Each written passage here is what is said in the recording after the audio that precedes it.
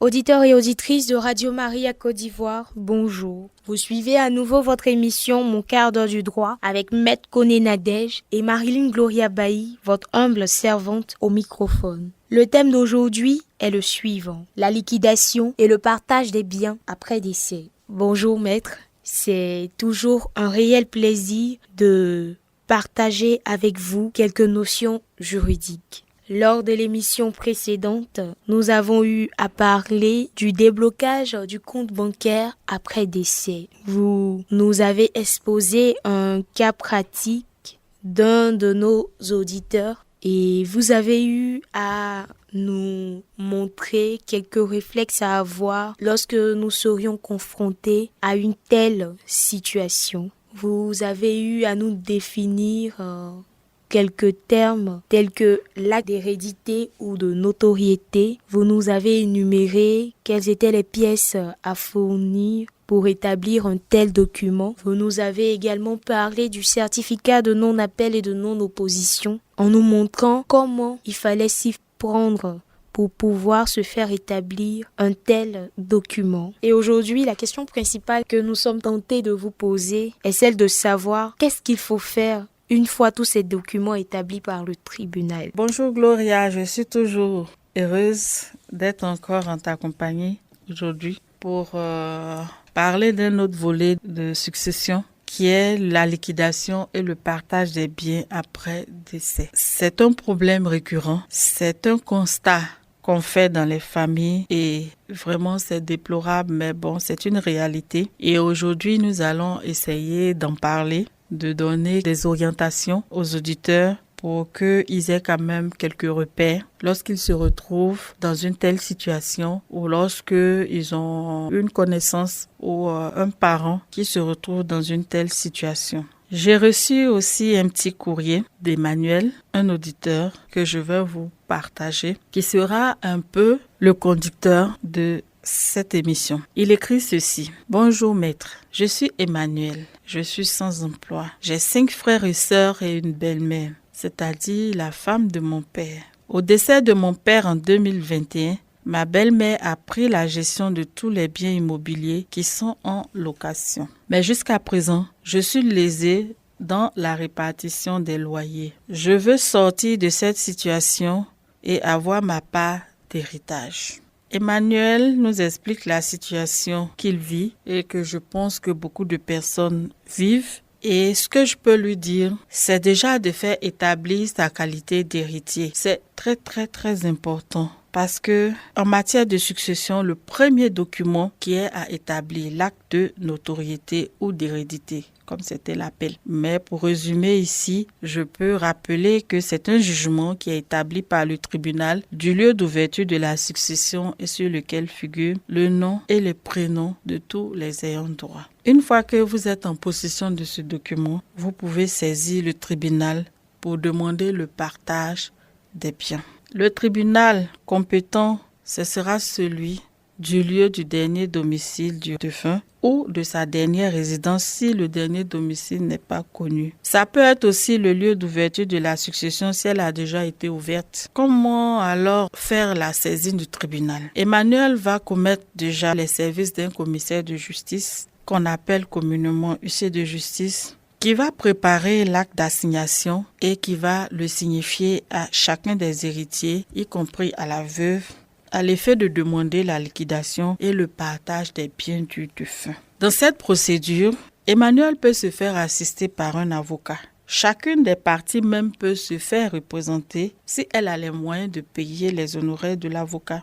Dans le cas contraire, chacun va comparaître en personne. C'est-à-dire que vous allez venir vous-même devant le juge pour expliquer les raisons pour lesquelles vous voulez provoquer le partage. Vous ne voulez plus rester dans cette indivision-là. Donc, vous allez donner vos arguments au juge et à la partie adverse. Et les autres en face aussi vous répondront. Ils vous donneront peut-être des arguments contraires. Ils diront que vos arguments ne sont pas fondés. En tout cas, les échanges vont démarrer à partir du moment où ils auront reçu l'assignation, que les audiences auront démarré. Donc, les échanges vont se poursuivre au bout d'un certain temps devant le tribunal et le juge va finir par rendre la décision à la fin des échanges. Et quand le juge prend sa décision, cette décision met fin à la procédure.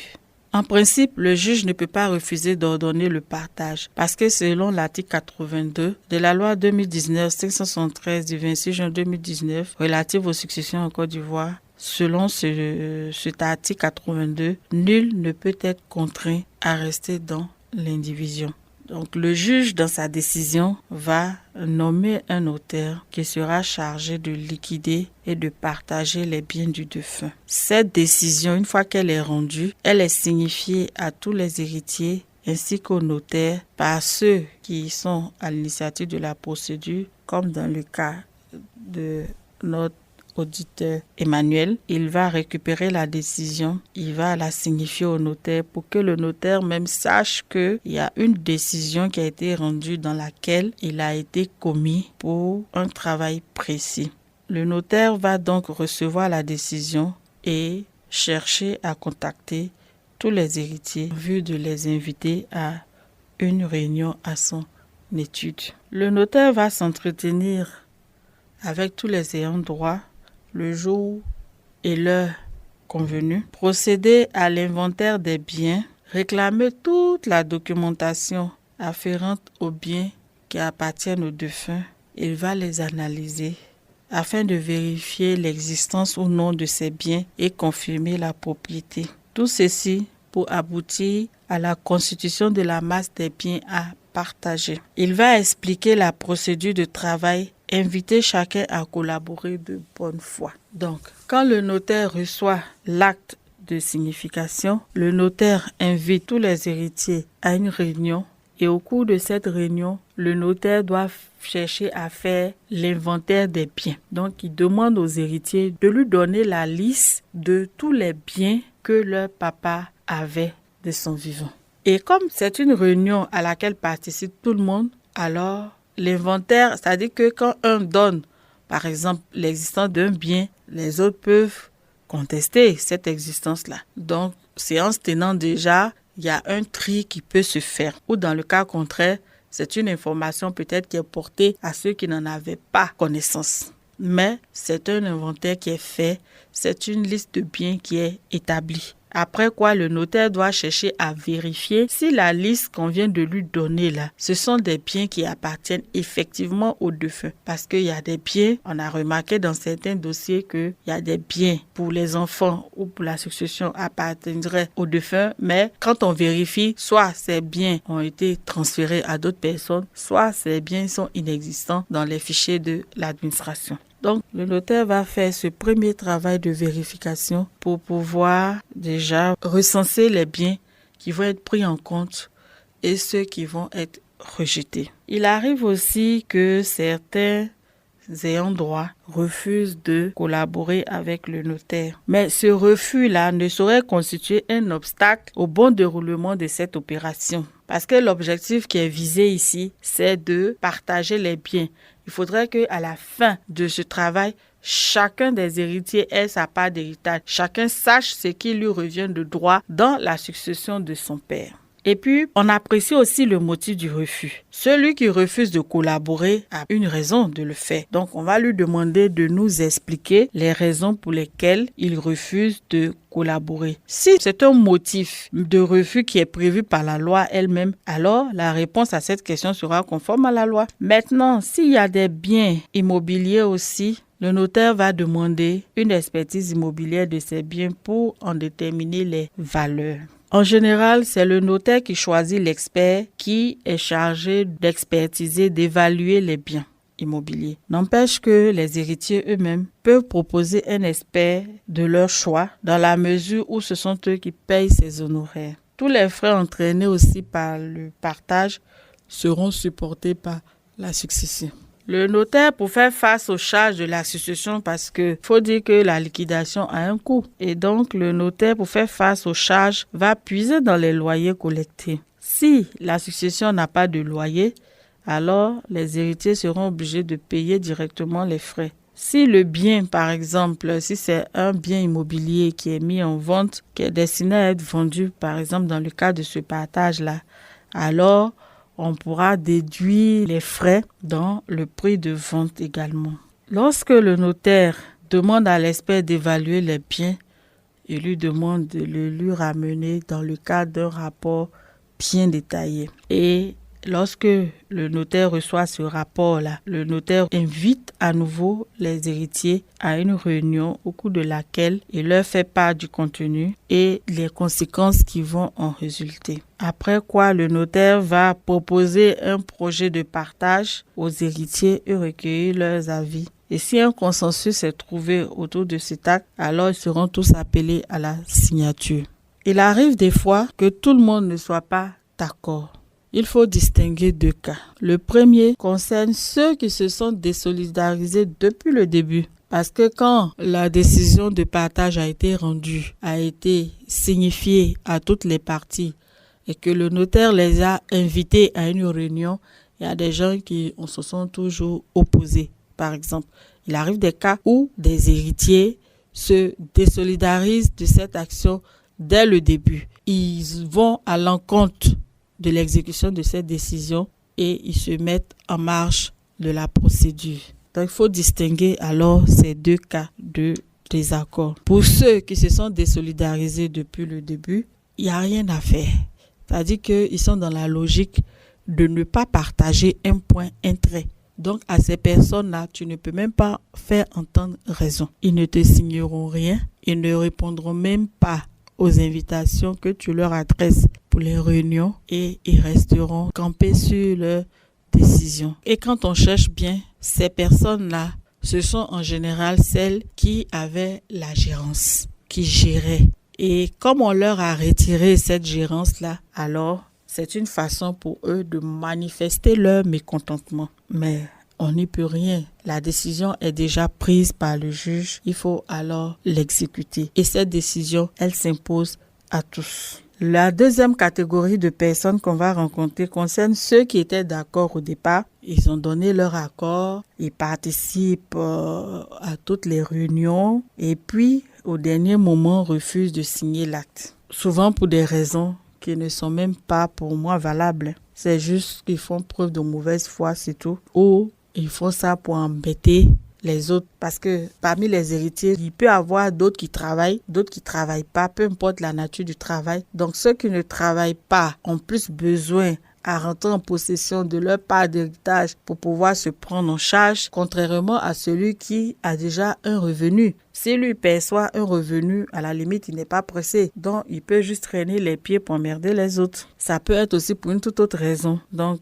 si à la dernière minute, il fait volte-face, alors l'attribution se fera par tirage au sort. Et une fois que c'est fait, alors ce tirage sera soumis au président du tribunal pour homologation, c'est-à-dire pour que cela soit approuvé, validé. Avant de procéder au tirage au sort des lots, il faut commencer par former ces lots-là. Et qu'est-ce qu'il faut entendre par lot? C'est la part que chacun va recevoir. Donc, chaque lot est composé en principe de valeurs équivalentes. C'est-à-dire qu'on doit faire l'effort d'avoir des lots aussi équivalents les uns que les autres. Ce qui n'est pas toujours facile parce que les biens sont pas de même valeur, les biens sont pas de même nature, les biens sont pas forcément situés dans un même espace géographique. Donc, chaque lot est composé autant que possible, soit en totalité, soit en partie, de meubles ou d'immeubles, de droits ou de créances de valeur équivalentes. L'inégalité des lots en nature se compose par un retour en rente, c'est-à-dire que lorsque on compose les lots et qu'il y a des lots qui ne sont pas, par exemple, qui n'ont pas la même valeur que les autres, dont la valeur est inférieure aux autres, on essaie de donner une compensation en argent. Avant de procéder au tirage au sort aussi, chaque copartageant est admis à proposer ses réclamations contre leur formation. C'est-à-dire qu'on a formé les lots, on soumet ça aussi aux avis des héritiers. Ils ont la possibilité de faire des réclamations dans le cas de la formation de ces lots-là. Donc, s'ils ne sont pas d'accord, s'il y a des contestations, si on n'arrive pas à s'entendre, alors le tribunal est saisi à cet effet. Mais si on arrive à trouver un terrain d'entente, on trouve un compromis, alors le tirage est fait et un procès verbal des opérations est établi par le notaire, le commissaire de justice ou l'expert qui a été commis ce jour-là. Et ce partage est soumis à l'homologation du tribunal. Souvent et dans bien des cas, il y a plus d'héritiers que de biens laissés par le défunt. Donc, lorsqu'il n'y a pas suffisamment de biens, lorsqu'il n'y a qu'un seul bien, le notaire, après avoir expertisé ce bien-là, le met en vente et partage le fruit de la vente entre les héritiers selon la répartition qui est prévue par la loi. Si les héritiers décident de vendre tous les biens, c'est leur droit, à condition que tous soient d'accord. C'est la même procédure qui va être observée. De la même manière, quand il y a un bien, on l'expertise, on le vend, on partage l'argent. S'il y en a plusieurs, on les expertise, on les vend, on partage l'argent. La condition importante ici à observer, c'est l'accord de toutes les parties. Et le fruit des ventes est réparti en tous les ayants droit. On parle d'expertise immobilière et ce thème revient depuis quand j'en parle. C'est pour montrer l'importance de cet élément dans la liquidation et le partage. Déjà, quand on entend liquidation et partage, ça veut dire que les héritiers ne s'entendent pas. Les héritiers ne s'entendent pas et c'est pourquoi ils viennent devant le tribunal pour réclamer le partage des biens. Il y a toujours deux groupes. Un groupe qui veut rester dans l'indivision, un autre groupe qui veut en sortir. Et comme ils ne s'entendent pas, il faut faire en sorte que tous les actes ne soient pas remis en cause. Parce que il peut y avoir certes des contestations, mais il faudrait que ces contestations-là soient justifiées pour être prises en compte. Si ces contestations ne sont pas justifiées, je ne pense pas qu'elles puissent prospérer. Et donc, il faut se donner les moyens d'établir le plus juste possible les actes pour que même en cas de contestation, il n'y ait pas d'annulation. Et comme le notaire n'est pas un professionnel en matière d'expertise immobilière, il doit toujours s'attacher les services d'un expert immobilier. Il doit toujours s'attacher les services de cet expert-là qui va lui mettre à disposition les outils qu'il faut, les informations qu'il lui faut pour pouvoir faire le travail pour lequel il a été nommé par le tribunal. Et l'expertise immobilière ici permet, comme j'ai dit, d'éviter, d'anticiper sur les contestations futures. Tous les biens doivent être expertisés, de sorte que le notaire, même quand il met le bien en vente, il a déjà la valeur expertisée. Et le notaire sait qu'il ne peut pas vendre en dessous de cette valeur. Il ne peut vendre qu'au-dessus. Soit à cette valeur, soit au-dessus, mais pas en dessous. Même s'il devait le faire en dessous, il ne peut pas le faire sans l'accord de tous les héritiers. Et si le notaire ne fait pas expertiser au préalable les biens, les héritiers, un matin, un d'entre eux même peut-être peut venir accuser le notaire d'avoir sous-évalué le bien qui a été mis en vente et va vouloir demander par exemple la remise en cause de cette transaction. Rien que pour faire preuve de mauvaise foi, il était d'accord au départ, il a même signé l'acte, il a perçu sa quote-part en argent. Maintenant, il a dilapidé les fonds, il n'a plus rien et il se souvient que il peut utiliser ce moyen-là pour venir remettre en cause la transaction. Alors, le notaire doit faire très attention à ça. Et c'est pour ça que le notaire va toujours faire cette expertise immobilière. Peu importe ce que ça va coûter, mais c'est une obligation pour le notaire pour éviter de faire annuler la transaction. Parce que si la transaction est annulée, c'est l'acquéreur qui est en danger. Celui qui a payé le prix. Les héritiers ne pourront jamais lui restituer ses fonds et c'est encore un contentieux qui va naître et qui va embêter tout le monde. Une fois que le partage est achevé, le notaire remet à chacun des copartageants un exemplaire de l'acte de partage qui va être au préalable enregistré. Et puis, s'il y a des titres de propriété à remettre, le notaire va remettre à chacun les documents qui lui reviennent de droit. Merci maître. Nous sommes au terme de cette émission liée à la meilleure connaissance de quelques notions en droit des successions. Et aujourd'hui, il était question de savoir comment se fait la liquidation et le partage des biens après décès. Nous adressons nos remerciements à notre expert du jour, Maître Koné Nadège, qui est notaire, titulaire de la première charge, près la session de tribunal de Toumaudi, pour ce brillant exposé, et à vous, chers auditeurs et auditrices de la 104.8 FM, pour être restés à l'écoute. Nous vous informons que vous avez la possibilité de poser vos préoccupations en rapport avec le thème de ce jour sur la page Facebook de Radio Maria Côte d'Ivoire ou d'appeler au numéro suivant 05 05 82 35 36 ou au 07 58 46 90 39 afin de permettre à notre experte de vous répondre lors de notre prochain rendez-vous sur les ondes de Radio Maria Côte d'Ivoire. N'hésitez donc pas à nous faire part de vos préoccupations, situations que vous vivez en rapport avec les thèmes développés lors de nos émissions. Merci encore d'avoir été des nôtres et bonne suite de programme sur les ondes de Radio Maria Côte d'Ivoire. Radio Maria Côte d'Ivoire. Radio Maria Côte d'Ivoire.